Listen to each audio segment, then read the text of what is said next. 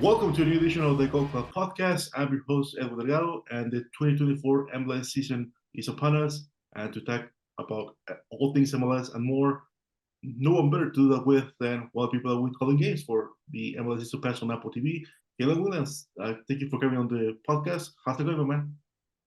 Yeah, good. Thanks for having me, mate. Really appreciate it. And as you said, the season's upon us. It feels like the off-season just went like that, you know. What off-season? But very excited. I just got a bunch of games scheduled for me a couple of weeks ago, and it's all feeling very real now, so very excited. Alrighty, so let's get right into it. Obviously, the big story ahead of the 2024 season is going to be Miami once again with Messi and company. But what are you looking forward to the most from this team? Is it Suarez? Is it how the team comes together? What do you want to see out of Miami in 2024? Yeah, I think the obvious answer here is seeing Lionel Messi in his first full season in Major League Soccer. I'm very excited to see him go away to places like Kansas City and to see him play in areas that he probably wouldn't have played in before, places like Chicago. Maybe he would have played there with Argentina. But my point overall, Edwin, is I think it's an exciting time for fans of Major League Soccer to see the greatest player that's ever played the game in our league. And so let's hope he plays in a lot of these markets. It'd be amazing for him to go off to the Olympics and be one of the overage players. But I think secretly, as MLS fans, we're all hoping that he doesn't. So that's the main attraction for me, as I'm sure it will be for everybody as well. I'm a little concerned with the ankle injury to Sergio Busquets. We don't know the severity of it yet, but the signing of Redondo from Argentinos Juniors, which was announced earlier this week, I think is an indication that it might be an indication that he could be out for a couple of months, which is a shame because I'm a footballing purist, so I'm a fan of the Holding Midfielder Appreciation Society. So I was looking forward to seeing him clipping balls into the channels and slowing the game down when it needs to be slowed down on the road. Like I said, at what's going to be a hostile atmosphere in some of these different stadiums across Major League Soccer. So we'll wait and see. Obviously, Luis Suarez, the question will be, can he go the full season without getting injured? There was a suggestion that he has an issue with his knee. But look at Grêmio in the Brasileirão last season. He was phenomenal. 26 goal involvements from memory, and he was sensational for a team that were chasing Copa Libertadores, a team that were on the rise, a team that have sort of come from the burning ashes of the second tier in Brazilian football and reinvented themselves again. So when he first signed for Grêmio, I wasn't entirely sure about it, to be honest, mate, because I thought, well, how much are they really going to possess the ball? How many chances are they going to create for him? But they did. They did all of that. And Suarez was the beneficiary of some really good opportunities. And so that's the thing that I think a lot of people are going to have to keep an eye on this year. Is I don't expect Luis Suarez to have much of the ball in terms of possession. He may drop a little bit deeper, I think, when Miami are out of possession. But I at one stage, my mind kind of wandered and I thought, maybe he drops back a little bit into a false nine position and he'll allow Taylor and Messi to pinch inside a bit more. But actually, I think they're going to have him as high up the field as possible. I think they're going to want him in the box as much as possible for obvious reasons. So, the trio there of ex-Barcelona players are the main attraction for Inter Miami for sure. Alrighty. And for me personally, I think one of the intriguing things is going to be how Julian Gressel is used, because you have the Andrew Yedlin as a right wing back, and the question is are they gonna rotate them? Is Gressel gonna play a little higher up the field? So is that what are some of the other intriguing questions that you have regarding Miami? Yeah, I mean, that's one, isn't it? Is DeAndre Yedlin even considered a first-team player anymore? I don't know. I mean, Gressel has been sensational wherever he's been, whether it was with Atlanta, DC, Columbus, Vancouver. He's been great and absolutely should be a starting player. And, I think because I do get the feeling that there's obviously going to be an absence from Lionel Messi during the season when he's off in Copa America. And as I said, there's going to be a bunch of Argentine games as well. So I think when Messi is unavailable, it's obvious, isn't it? Then that's when Julian Gressel is going to play higher. But is there going to be a situation where, Miami perhaps need to play a little more conservative and they need to be a little more reserved, and Messi plays in a 4-2-3-1 and plays in the middle, and then does Gressel move out to the right hand side? We've seen it before. For me personally, I think Messi is better in a wide area and running at people, but I could certainly see that option with him being used in the centre a lot more. But defensively, Miami have to get better as well. There's obviously a big hole after the trade of Callum Williams. Yes, they've invested and they've brought in players. They brought in the Mexican centre half as well from Liga MX, who is top draw.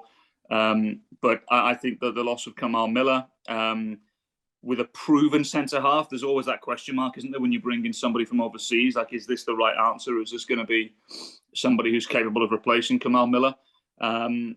So that's obviously one. But if Drake Callender continues in the form that he was last season, I don't see much of an issue, to be honest. But Kritsov, if he stays clear of injury, is a good centre-half in this league. Nothing wrong with that there.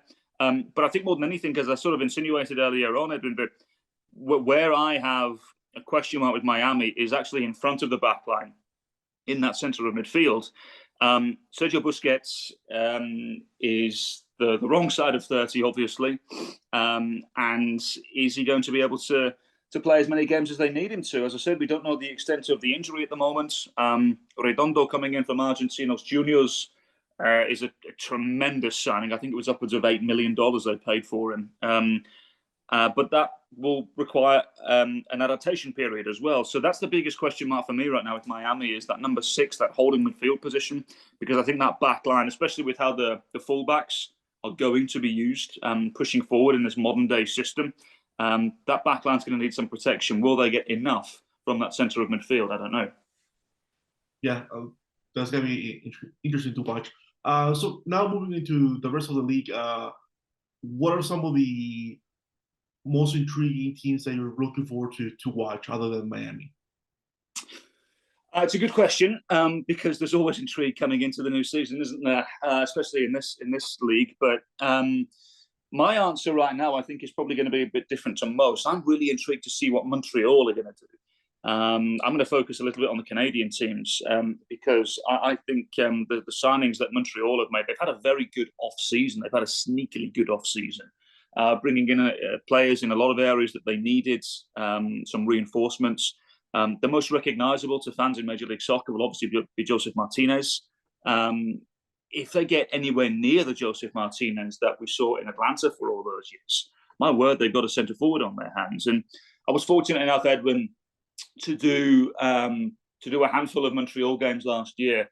Not enough. I'd like to do more Montreal, actually, because it's a wonderful city and a great fan base. But they were a joy to watch. They overcomplicated things a little bit, and I think a lot of that was due to Hernan Losada and how he operates. But the one thing they did was they created a lot of chances, but they never really had a centre forward that you could rely on to put the ball in the back of the net on a regular basis.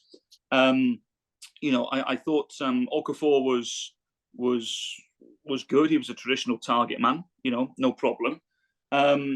But the others, when they brought in Opoku from LAFC, I kind of thought, yeah, okay, I can see why you've made the trade, but he's not a goal scorer. He's not going to answer any of your issues. And so now they've brought in a couple of different centre forwards, and I'm interested to see what they do now that they have proven goal scoring ability with them. So I'm not suggesting that Montreal are going to be MLS Cup contenders, but I do think now they put themselves in that playoff conversation given the acquisitions they've made. And the one thing that club needs more than anything is stability.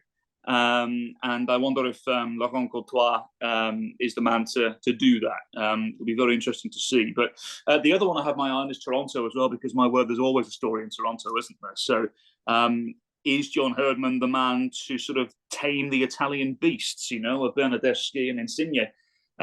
Because we all know, like, once those two get going, if they find any ounce of comfort and drive and want and lust for success, they have to be considered one of the favourites for the Eastern Conference if those two players get themselves going. And that's the big question. And I think it's going to be interesting to see over the first sort of 6 or 7 weeks. I think we'll get that answer, because if they start to tick and get going, everybody's perception of TFC is going to change very, very quickly. Yeah, and with TFC specifically, I mean, they haven't made much of headlines when it comes to the offseason. So that was my big question about them is like, are they gonna be able to turn things around without making big signings and uh, make a push for?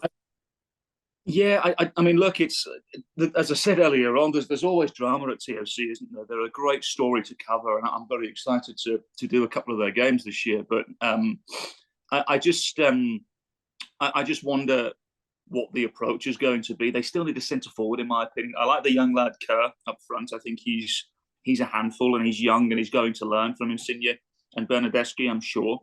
But I'll be honest, I thought they were going to invest in that area. They have the South African centre forward as well, who could be good. But the one thing that you're going to get if and again it must preference if Insigne and Bernardeschi are both motivated and are both fit and have a lust and a want and a drive, they're going to get chances. I mentioned the South African forward Mailula, who I think if given the opportunity could be a handful as well. So we'll wait and see. But defensively, obviously TFC had issues last year. Sean Johnson's fine. Good MLS goalkeeper. There'll be no issue there. How do they use Jonathan Osorio as well? Will he be a little deeper? Will he be used as an 8 and box-to-box role? I think transition is going to be really important for TFC. And like I said, if they get the ball into the wide areas and they have a duo in the Italian players that are motivated and ready, then, as I said earlier on, I think the perception of TFC will change very, very quickly. Alrighty. And when it comes to signings, I mean, you already mentioned, for example, Josep Martinez going to Montreal. What are some of the other big signings that you're intrigued that maybe we're not talking enough? I mean, yesterday, last week, I was very intrigued by Orlando signing Luis Muriel as a number 9. Yeah, I mean, look, that's where I was going to go straight away. I mean, that's it, again, if they get the Muriel that we all know and have seen play for Colombia and have seen score bucket loads of goals for Atalanta. I think that's a really, really astute signing. But also staying with the Orlando theme as well, mate. How does the off-field situation with Duncan Maguire affect him as well? Because now his mindset has to change completely. As far as he was aware, he was going to play for Blackburn Rovers and he was going to be playing Sheffield Wednesday, Coventry City, and a whole host of other English Football League teams over the course of the next few weeks. But no, that has to change that mindset, though. So again, they're going to get a bucket load of opportunities, and I like the signing of Nico Lodeiro as well. I think that's a really astute piece of business.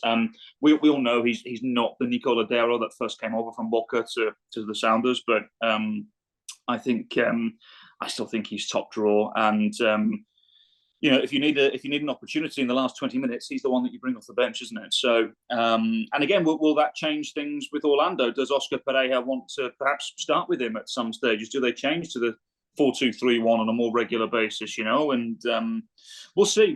But yeah, Orlando are one to watch. Again, this is the thing I love about MLS is that Orlando City had the best season in franchise history last year, and hardly anybody spoke about them whatsoever. And so I'm sure Pereira will want to have a similar season for sure. But in this league, I think once you have a season like that, you have to look forward. You have to try and progress. So that's the question with Orlando: is what is progression? And you have to say now it's not just sort of getting into the playoffs and having a decent run. It's got to be at least a conversation of going for MLS Cups. Do they concentrate on Leagues Cup? Because we all saw what happened with that franchise when they have an element of success, when they won the Open Cup and what have you. The fan base is there, man. The fans are awesome. The Iron Lion fan is sensational. So I'm very interested to see how Orlando City shape up this year. But they signed Robin Jansen to a new contract as well, which is great because I thought he was a little bit unfortunate not to be awarded Defender of the Year last year. He got my votes.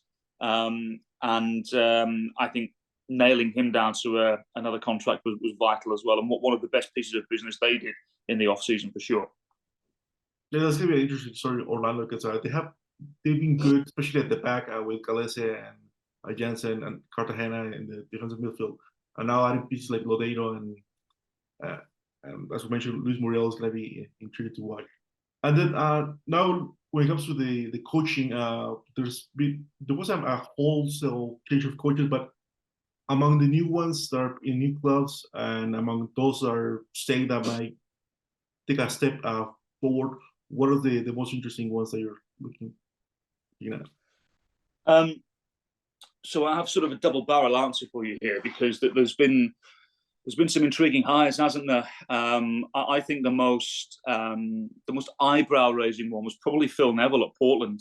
I don't think anybody expected that. I think a lot of people thought that they were going to go another direction, but clearly they were impressed by Phil Neville's ideas and philosophy. He brought over Kamal Miller, as we already mentioned, from Inter Miami as well, his former stomping ground. So I'm very interested to see how Portland Timbers look under Phil Neville, because last year was not the Portland Timbers that we've become accustomed to knowing and loving over the course of the previous years. And I thought Gio Savarese was extremely unfortunate to lose his job there, actually. So I thought that was that was a questionable firing. I thought Gio could have turned it around, in my opinion. But so that's an intriguing one. I think Caleb Porter's appointment at New England is one of intrigue as well, because he's inheriting a very, very good roster. I think the Revs are perhaps one signing away from being legitimate MLS Cup contenders. And there was a suggestion about 2 weeks ago that Albert Ellis from Bordeaux was going to come over. Albert Ellis will be a name familiar to your listener from Houston Dynamo. Was one of the great wingers in the league. Was exceptional for the Honduran national team during his time with the Dynamo, and I don't think it's unfair to say he was one of the best wingers in Major League Soccer at that point. So when it was suggested that he was going to go to the Revs, I was texting with my co-commentary partner Kalen Carr, and I was saying that Eastern Conference is over. The Revs have done it. This is great, But obviously the deal didn't happen, and so I do think that the Revs are one signing away. The big question for the Revs is going to be: is Giacomo Vrioni the goal scorer that they need? Because they're still going to create chances. Carlos Gil is sensational. When Dylan Borrero returns, I think it's going to be wonderful. Chancalay, coming up from Argentina, has proven to be wonderful as well. So that they have so much attacking reinforcement, but the question will be: is Giacomo Vrioni the goal scorer that they need? He'll get chances with that supporting cast for sure, but can he put them away?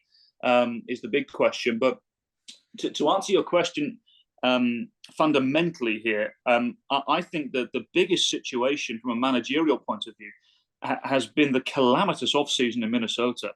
I still cannot believe that they haven't hired a head coach. And look, I was the voice of Minnesota United for 6 years, and it's a club that's very close to my heart. And I trust the people behind the scenes to get it right. And my assumption is that they're waiting for the right person to become available. Like, we never know what's going on behind the scenes for sure. But to leave it this late, I mean, we're now 10 days away from the start of MLS starting. And I know Cameron Knowles there, who was the head coach of the second team in MLS Next Pro. He's a very, very good coach, comes with a really good reputation, was wonderful at Timbers too for several years. And so my assumption is they're going to roll into the season with him whilst they figure things out, but I don't know. There's no insider knowledge there. But I just find it very, very strange. There must be something going on for them to leave it this late. It's a bizarre situation. And what's incredible there as well, mate, is that whoever comes in is actually inheriting a very good roster. If you think of the team, I know Reynoso has a little bit of an injury right now, but they expect him to be okay towards week 2 or 3 of the season, to my understanding. Bongo Kutle-Hlongwane on his day is wonderful in that winger role, but can also play as a centre forward.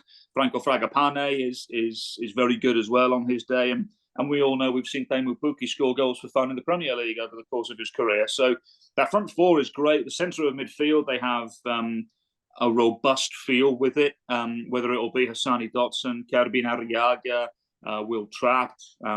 There's an abundance of players that can play there, and the back line is okay. They brought in Victor Olsson, who, to my understanding, is the plan moving forward, with Michael Boxall being 35 now, they needed to think a little bit more about moving forward. Miguel Tapias is top class, one of the best centre halves in the league, in my opinion. So, I think the roster itself is good.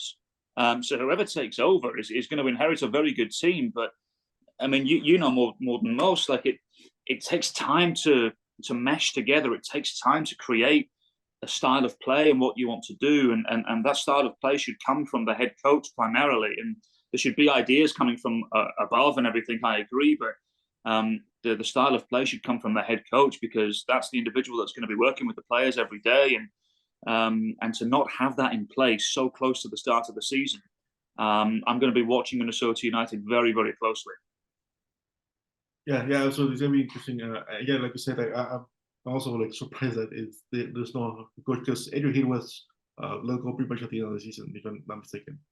Yeah, he was gone with 2 games, I believe, left of the regular season. And then so my thought was that Sean McCauley came in and did a good job, and sort of reignited the group, to my understanding.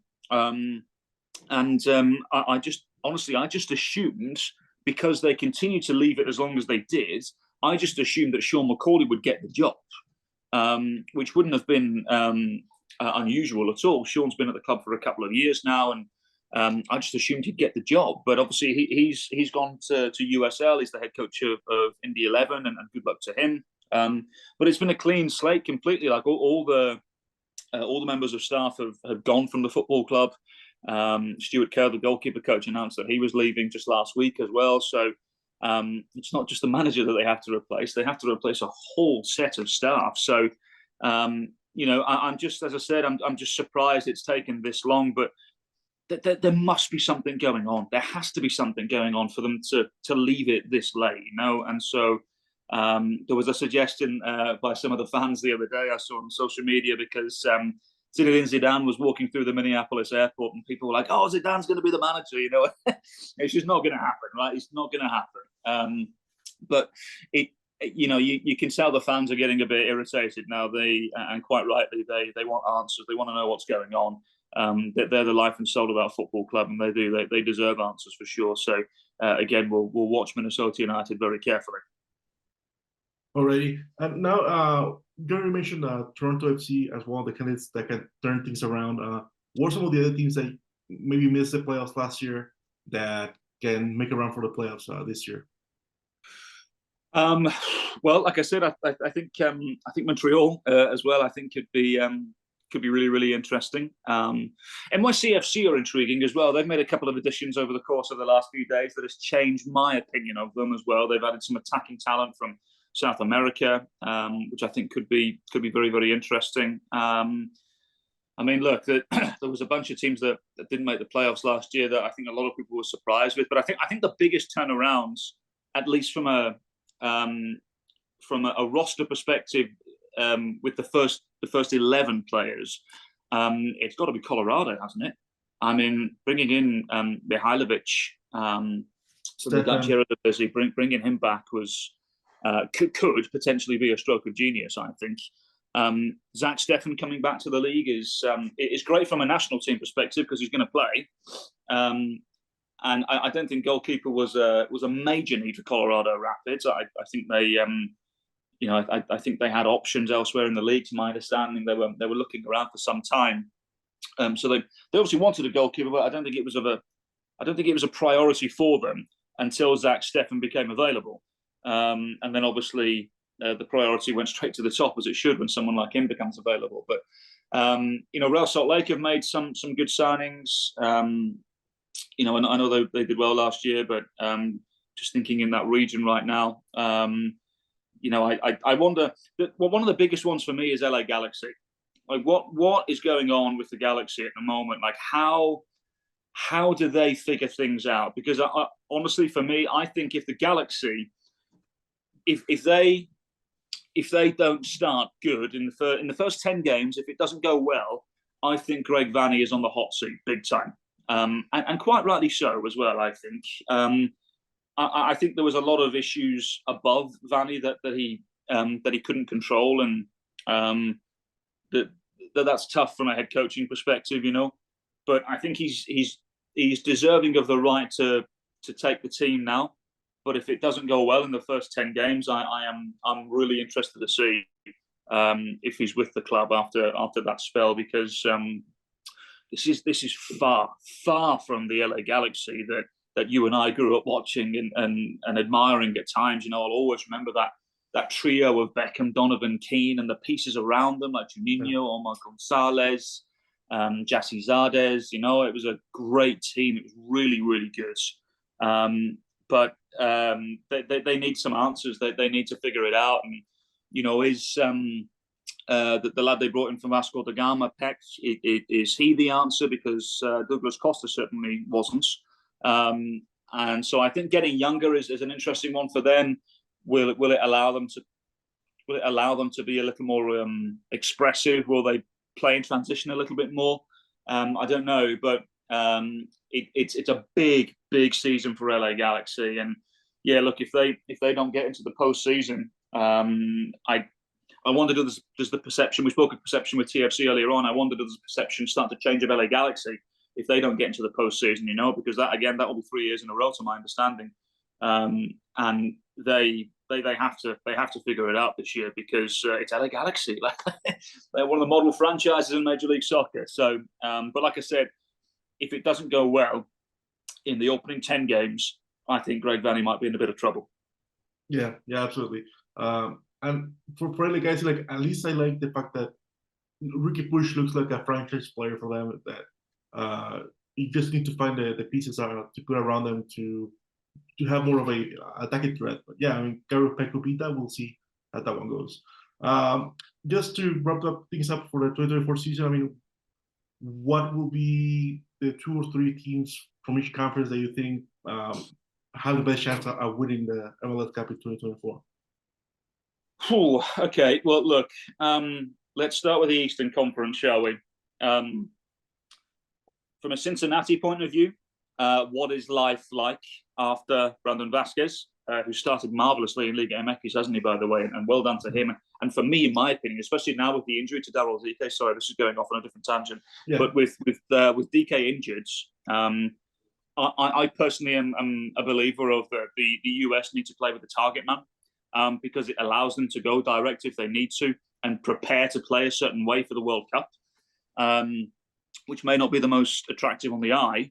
But if they're going to get results, I think them playing with a target man is the right idea. And I think Brandon Vasquez is the one to do it at the moment. So if he continues in the vein that he is at Monterrey, if Berhalter doesn't put him in the starting 11 for the Nations League, I'll be very, very irritated. So we'll wait and see. But in all seriousness, though, what does it look like then for Cincinnati afterwards? Bopenza did well during his time when he came in for the last sort of 4 or 5 months of the season, but is he going to be a regular contributor? He's going to get service, obviously, with the Costa behind him, but is he going to score as many goals as many people would hope? So Vasquez is a huge loss to Cincinnati, but Pat Noonan knows what he's doing.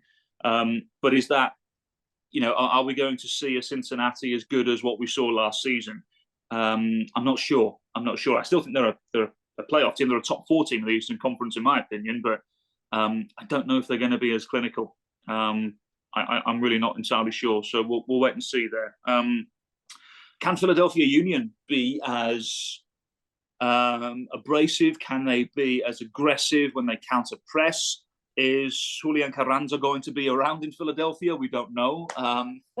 I think he's top draw, but is he going to leave? In mid-season when the European window's open, there was alleged interest from a couple of other MLS teams apparently, but the Union quite rightly said no chance. We're not trading him in the league. There was interest from 1 or 2 European suitors. Hoffenheim apparently in Wolfsburg that were linked with him, which would make complete sense. So I'm interested to see how that changes things. As I mentioned before as well, the Rebs are a real. They are of real intrigue to me this year because, like I said, I think they have every tool at their disposal from an attacking point of view. I really do. They just the big question will be, Edwin, is can Giacomo Vrioni score the 15-20 goals that will make them a real contender for not only the Eastern Conference but the but MLS Cup themselves. So that's going to be one for me, because there is an element of excitement, I think, about it. But that's where my eyes are going to focus a lot on the East this year, for sure, is the Revs. Chicago Fire, fair play to them. They've gone and spent money. And Hugo Kuipers coming in from Belgium. $12 million, I believe, was the final transfer fee. There may be a couple of add-ons here and there, performance-based add-ons. That's a statement signing, because he scored bucket loads of goals in Belgium. And I think anytime you spend that kind of money, there's an insinuation, isn't there, that we're going for it this year. Because, again, the Fire are one of those teams that, and I did the Fire sort of 3 or 4 times last year, they were good in transition. They created chances, but there was the problem that they just couldn't put the ball in the back of the net on a regular basis. And, they had Kai Kamara off the bench from time to time. There was other individuals that you would expect to put the ball away, and they just didn't. It was obvious that the missing piece was a centre forward, and now they've done it. Now they've added, and that may very well change them. And so again, I talk of perception, because the perception has changed of Chicago, hasn't it? Once they were the team, 98, the expansion year when they won MLS Cup, and for so long they were expected to be in the playoffs, but now it's been so long since they've been in the postseason. But this signing of Kuipers, I think, is an insinuation that we're serious about this. We want to get back to where we belong, which they believe is the playoffs. So that's an interesting one. DC as well, under Troy Lesesne. What are they going to do to get themselves over the line? DC were unfortunate last year. They finished just 3 points underneath the playoffs, amongst the whole Rooney situation. So I think they just needed a little bit of a nudge, and I think they'll be considered playoff contenders for sure. The Western Conference is as wide open as it possibly can ever be. Yeah. I find it hard to believe that St. Louis will have as good of a year as they did last year. But when you look at the roster, I still think they're going to be playoff contenders for sure. The Sounders will be there. I think Sporting Kansas City will be better this year. They've added some depth that they needed, and I think last year was an uncharacteristic campaign for them. I know they've had 1 or 2 of those in the last couple of years, but I think now they've added to the group, and I think they'll be a lot more solidified this year. As I said, Minnesota, expectation is playoffs, but they have issues of their own right now. Dallas, is Jesus Ferreira going to be around for the entirety of 12 months? I don't know. I know Cadiz in Spain made an offer for Jesus Ferreira, and the club said no. And obviously there was the report that Spartak Moscow made a bid for Ferreira, and the player wanted to go. And to my understanding, various people at the club and at the league said no. And so, what kind of a Jesus Ferreira are they going to get? Is it going to be a motivated player? Does the player even want to be there anymore? Suggestion would say no. So that's an interesting one. But look, the one that I've got my eye on from success in the Western Conference is LAFC. We still, which is bizarre to me, we still don't know what's going on with Carlos Vela. Is he going to be around? We don't know. But they've managed to keep hold of Denny Bouanga, which is great, because I think at one stage we were all convinced he was going to go when he essentially handed in a request, didn't need to go. But they've kept him around, and he's obviously sensational. But the biggest addition there for me, obviously they lost Kellen Acosta that went to Chicago, but bringing back Eduard Atuesta, I think, is a stroke of genius, because that midfield now is so strong. Atuesta for me is top drawer, and he was a bit unfortunate at Palmeiras, wasn't he? Because he got some injuries, and then Palmeiras added in that area. Rafael has been in fantastic form, so it's been hard for Atuesta to get regular minutes. But him coming back, I think, is sensational. And like I said, that midfield now is stacked, and I think they're really deep. They have a DP spot open, to my understanding, and I wonder if they use it if the negotiations don't go well with Vela, because I'd be surprised. I'd be surprised now if he comes back, but I'd be very surprised if he comes back as a DP. But if that doesn't work out, they have an open DP spot. Where do they use that? Do they move Denny Boanga into a centre forward role? For me, I personally wouldn't move him, given how successful he was on the left hand side tucking in. Thomas Ankel has come in, the son of legendary forward Juan Pablo Ankel. Is he viewed as that centre forward that they may possibly need if Vela isn't around? Campos came in as well, who is tremendous, one of the best left backs in the region, in my opinion. So LAFC for me just got stronger. And the only question mark they have really is what's going on with Carlos Vela. But for me, right now, when you look at the rosters on paper, I would back LAFC to win the Western Conference. I don't know if you've seen this, but there's rumors on the Mexican side that with Carlos Vela, apparently Cruz Azul is now interested because Gabriel Hernandez, their number 9, that they bought for nearly 10 million, tore his ACL over the weekend. Oh. So now the big rumor is that Cruz Azul might be interested in Carlos Vela. So interesting. Yeah, Vela's on a 9, but right. They could add that could help. And we'll see. I mean, it's gonna be a little bit of intrigue to the Carlos Vela saga. Yeah, that's interesting, mate. I wonder, like I said before, like if they bring him in as like a false 9 and it sort of changes the way they play a little bit. But that's interesting. I honestly, mate, like I said, I'd be surprised if he returns to LAFC now. If it was going well, they would have negotiated something. So the fact it's been left this late, I'd be surprised.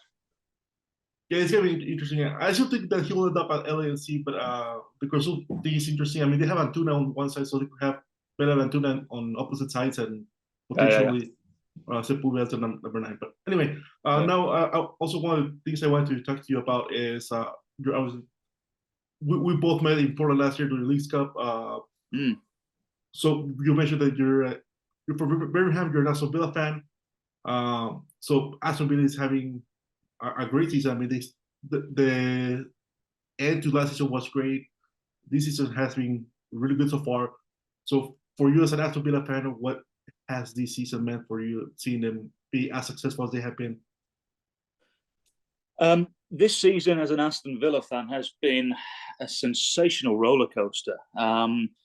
It's been one of thrill and intrigue and success, and a season unlike I have ever seen before, because whenever I have followed Aston Villa, I've been following Aston Villa for 20 years now. I'm 34, so I started following the team really when I was sort of, really got into football when I was sort of, 9, 10, 11, so a bit over 20 years. But this is by far, should it stay like this and Villa finish 4th or 5th or what have you, it'll be the most successful Villa team I have ever seen. And I think that's reflective on the mood of the club, the reputation of the club, the expectation of the club, I think, has shifted as well.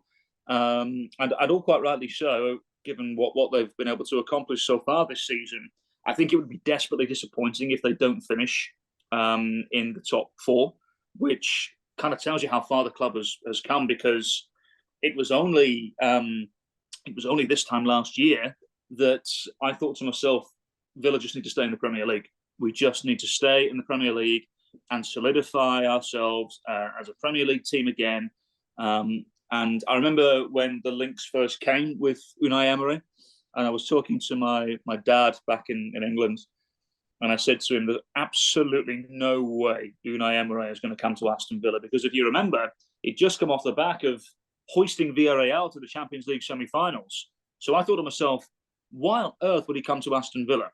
So he did, and I was stunned. My jaw hit the ground because he's, given what he's achieved so far with us and what he's done elsewhere, he's probably the most high-profile manager Villa have had in a long, long time. If not, maybe certainly in my lifetime, ever really. Villa have had some big names in the past, but this probably is the biggest one.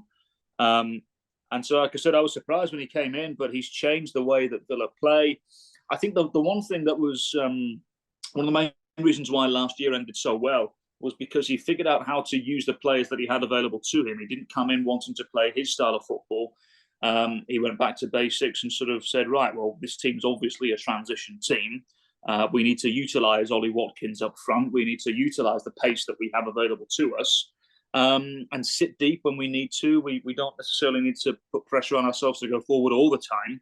So he was really smart with what he did last season, and then coming into this year, I was really intrigued to see what style he would go with. But actually, he's kept it fairly similar to what he did last year. The only thing is that what he's done is he's just added more quality to the roster. So. Look, in Emi Martinez, we have, for me, one of the best goalkeepers in the world. Again, still sort of surprised that he's remained at Aston Villa. I thought he might have gone after last year. But the problem with Villa over the course of the last couple of weeks has been we've sustained a lot of injuries. It was announced just the other day that Kamara is going to now be out for majority of the remainder of the season, and that's a big blow to Villa, especially the timing of it as well, because it's just after the window's closed as well. Yeah. So I'm interested to see what happens there. But look, I mean, it's been a great season, and even if we finish, 5th or 6th, and we're in the Europa League, great. That's progression, because right now we're in the Europa Conference League, and just having European football back at Villa Park is sensational. And I still have friends, Edwin, that go down to watch Aston Villa on a regular basis. And they said the feel-good factor is back. We haven't had that for a long time at Aston Villa. So right now, it's extremely positive. All right. Yeah, and I mean, next year, in case Aston Villa makes the Champions League, I mean, there might be 5 English teams that make it, since the new format is supposed to kick in this year. So that'll be interesting. I mean, look, if Villa make the Champions League, I may very well shed a tear or two, because the last time Villa were in the top 4 was in the mid-90s, and to my, if memory serves me correct, it was when only the top 3 got into the Champions League, I think. So Aston Villa haven't played in the Champions League since the 1980s, and so to be involved in the Champions League would be a dream, and I think it's a major opportunity to change the course of the football club. There was a time in 2007, 2008, when Villa were under the stewardship of Martin O'Neill, and that was the best team I had seen in my lifetime. And I was just starting in the industry then at sort of 16, 17 years old, but the majority of the coverage was around Aston Villa, and because they were the talk of the town at the time, and there was the likes of John Carew, Ashley Young, James Milner, Nigel Rio-Coker, Melberg. It was a great team. Thomas Sorensen was the goalkeeper. It was the best team that I had seen at Villa, and they were sort of like a team that would regularly finish 5th, 6th, or 7th, and they were a Europa League team.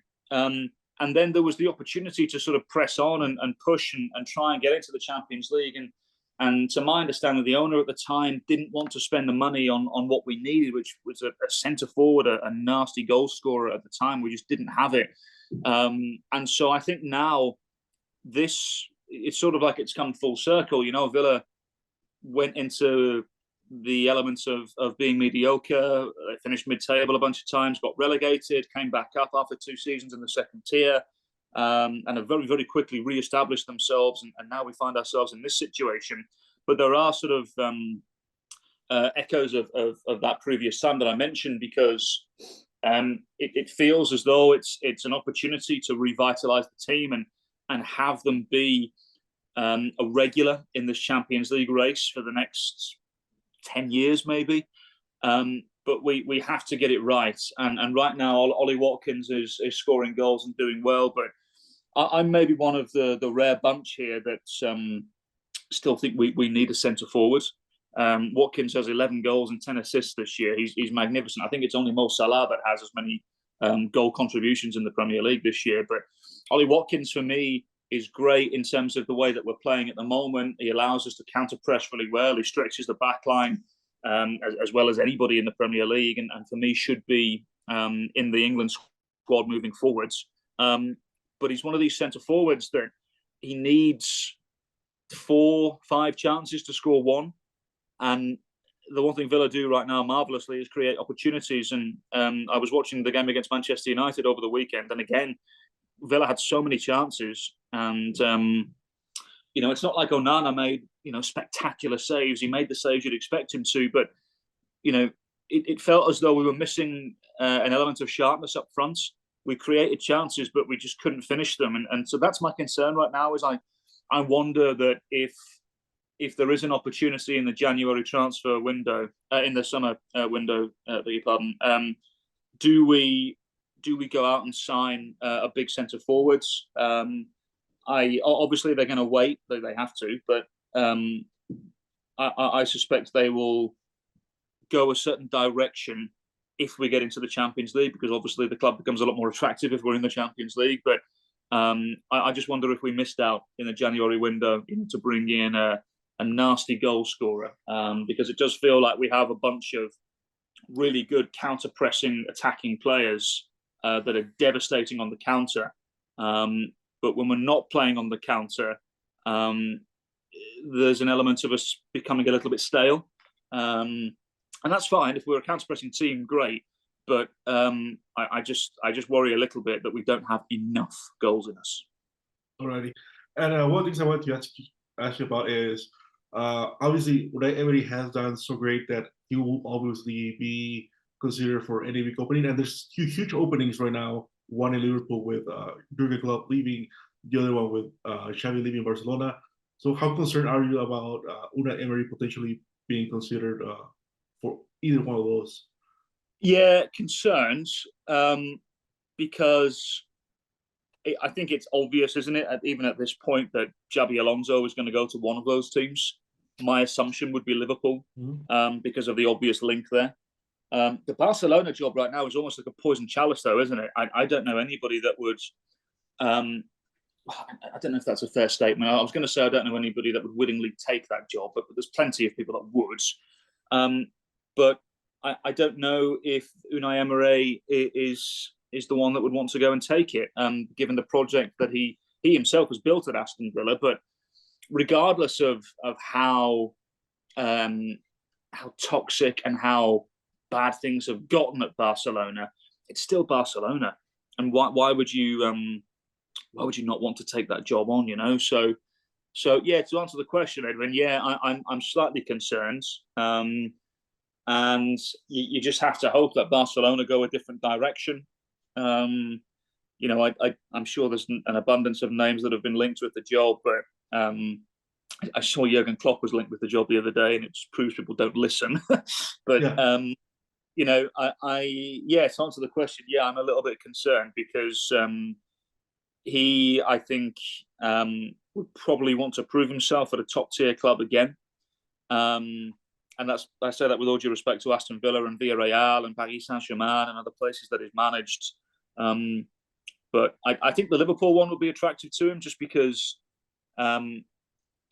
he still has such a strange relationship with Arsenal fans and how it went. That they all, to my understanding, Arsenal fans were very, very disappointed with how his tenure went there. And so I wonder, would he want to take the Liverpool job and have one more sort of shot at the Premier League, because let's face it, Liverpool, they have to be considered alongside Manchester City one of the favourites at the moment. So, but then again, it's Barcelona, isn't it? It's Barcelona. Why would you turn that down? So, yeah, I'm concerned for sure, and I know I'm not the only Aston Villa fan that shares that opinion. Yeah, the thing is, I do think that Liverpool will be the most appealing to him, but I think that Xabi Alonso is essentially the driver's seat for that one. Yeah. And when it comes to Barcelona, yes, it's Barcelona. I'm personally a Barcelona fan. But I will say and say, well, is really Barcelona better than Aston Villa right now? And I don't think that's the answer is yes. I don't think that's the case. But Barcelona's going to be in the Champions League every year, regardless. Right. So that could be the tricky factor. And they have some really good players coming out of La Masia. So there's still something about Barcelona that makes it a really a job that most people want, but it will definitely put someone like Unai Emery in a tough position because you have something great at Aston Villa, and to leave that to go to a little bit of uncertainty with Barcelona, it's gonna be a I tough wondered choice. if Barcelona. I wondered if they sort of go within as well. Does Rafa Marquez take the job? Yeah, it's something that's been floating around, but I don't know. Like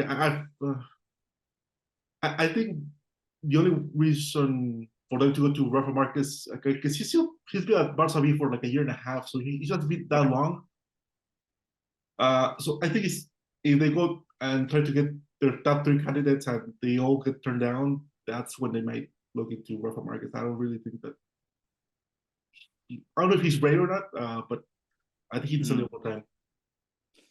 Here's a name I'm going to throw out for you for the Barcelona job. What about Antonio Conte?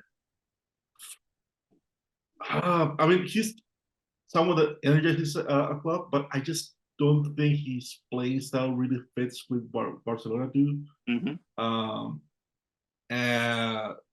Because he likes how the back five, three center backs, two wing backs push forward quite a bit, a lot of pressure on the other team. So I just don't see how that will fit with the current roster. My big concern with Barcelona is that they have a good defensive unit, but they don't defend well. Yeah, no, and that's one of the reasons why I mentioned Conte and going the Italian route, just because I wonder that seems to be something that Barcelona need to figure out. Here's one as well that I'm sure is going to get a laugh from your listener, but I wonder if would they dare ask the question of Jose Mourinho? No, they will not touch Mourinho with their football. I don't think so. Too expensive? No, I just think it's the bad blood with his time at Real Madrid. Sure. I just don't think that's going to happen. I mean, he has a pass in Barcelona, but I think after his tenure at Real Madrid, right. But yeah, guys like Michel or Serbi could be like other options that we'll look into, but we'll see. We'll see how that one goes. All right, so I guess to start closing things out, obviously this is gonna be your second season for MLS Season on Apple TV. Going to 2023, I mean, can you just tell me some of the best moments that you were able to be at games, whether it's the games that you got to call or the experience of that weekend of working in a particular venue or city? From last season? Yeah. I mean, there was a plethora of them, really. I mean, as you mentioned, you and I were fortunate enough to work with each other in Portland, and that's always a thrill, isn't it? Portland Timbers, and for your listener, I mean, if you haven't had a chance to check out a game at Portland Timbers, I absolutely highly suggest you do, because it's a tremendous atmosphere, one of the very best in North America, and yeah, I'm excited to try out some other new stadiums that I didn't get to go to a lot last year.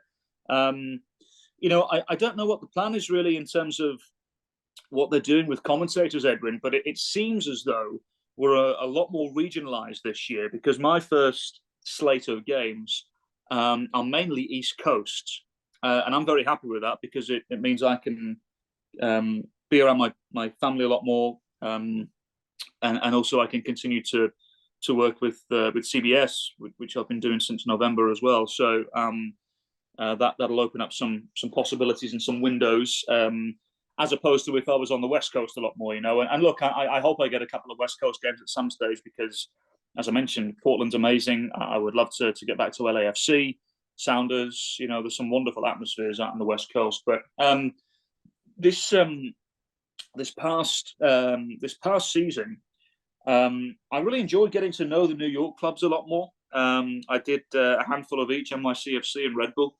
and it was great to be around those football clubs a lot more. New York City FC were lovely with myself and my co-commentator, Callum Williams. We went up to the training facility and were welcomed with open arms. It was really nice. They were lovely with us.